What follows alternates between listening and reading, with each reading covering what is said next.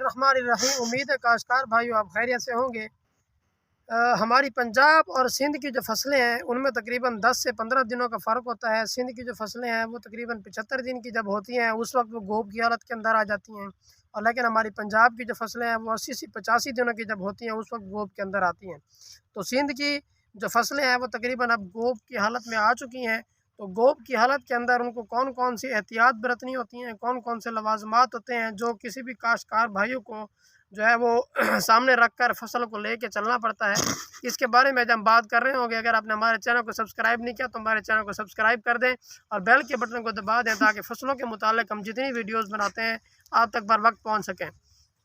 तो काश्तकार भाइयों, हमारी पंजाब के अंदर तकरीबन फसलें जो है वो 80 से 85 दिनों के अंदर आपके हमारी गोब की हालत के अंदर आएंगी, और जो सिंध की फसलें हैं वो 75 दिनों के अंदर, यानी कि अब जो हैं वो तकरीबन गोब की हालत के अंदर आ चुकी हैं।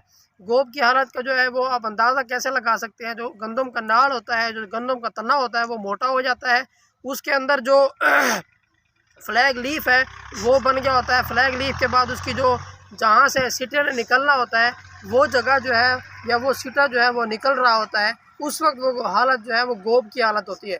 तो गोब की हालत के अंदर सबसे पहले आपने क्या करना होता है, वो काश्तकार भाई जिन्होंने मतलब गंदम की जिनकी फसल जो है वो मैच्योर हो चुकी है, गोब की हालत के अंदर आ चुकी है, उनके अंदर पानी नहीं है, उसका वतर बरकरार नहीं है, तो उसका मतलब ये है कि वो काश्तकार भाई जो है वो अपनी 10 से 15 मन फी एकड़ के हिसाब से अपनी पैदावार कम कर रहे हैं, क्योंकि गोब की हालत के अंदर पानी का होना लाजमी बात है। पानी होगा, पानी की मिकदार पूरी होगी तो गोब की हालत जो है वो बहुत बेहतरीन आगे चलेगी। उसका फ़ायदा क्या है, जब पानी होता है तो उससे गंदम का जो अंदर का जो टेम्परेचर होता है वो तकरीबन 4 से 5 डिग्री सेंटीग्रेड जो है वो कम हो जाता है।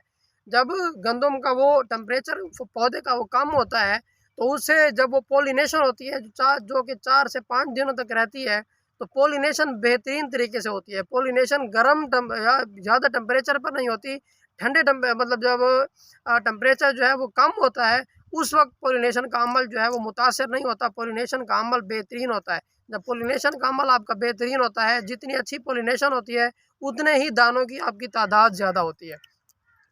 तो पानी का जो है वो लगाना उस वक्त लाजमी होता है।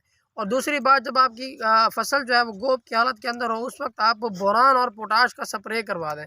बोरान और पोटाश के स्प्रे के फ़वाइद क्या हैं, यानी कि बोरान जो है वो पोलिनेशन के अमल को बेहतरीन तरीके से मुकम्मल करवाता है, और उसके अलावा जो साथ पोटाश है, पोटाश का स्प्रे आपका जो है वो आपकी पैदावार को बढ़ाता है, आपके दाने को मोटा कर देता है, दाने को वज़नी कर देता है, आपकी औसत पैदावार जो है वो बढ़ जाती है तकरीबन 10 से 15 मन।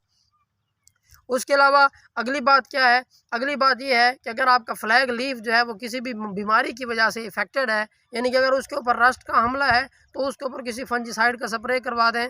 अगर उसके ऊपर वो रस्ट का हमला जो है, आपको कैसे पता चलेगा, अगर आपकी खुद की फसल के अंदर रस्ट का हमला नहीं है, साथ आप किसी हमसाये के अंदर या साथ तकरीबन 5-6 किले छोड़ के किसी और फसल पर हमला हो रहा है, तो उस हमले को मद्देनज़र रखते हुए आप अपनी फसल पर रस्ट का कुंगी के ख़िलाफ़ जो है आप स्प्रे करवा दें, किसी भी फंजीसाइड का, अच्छे फंजीसाइड का आप स्प्रे करवा दें, तो जितना फ्लैग लीफ इफेक्टेड नहीं होगा आपकी उतनी ही खुराक ज़्यादा बनेगी, क्योंकि जो फ्लैग लीफ होता है वही सीटे के अंदर जो दानों की तादाद है उसके साथ वो डायरेक्ट होता है। जितनी ज़्यादा खुराक बनती है उतनी ज़्यादा सीटों की तादाद होती है।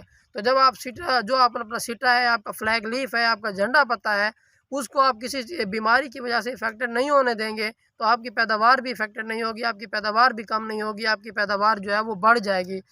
तो आप पानी का ख्याल रखें, पोटाश और बोरान का स्प्रे करवा दें, और उसके अलावा उसके ऊपर अगर जो है वो फंगस का हमला है, अगर रस्ट का हमला है तो उसका आप फंजीसाइड का स्प्रे करवा दें। ये वाली एहतियात अगर आप बरतेंगे तो आपकी पैदावार जो है वो 10 से 12 मन फी एकड़ इंशाल्लाह बढ़ जाएगी।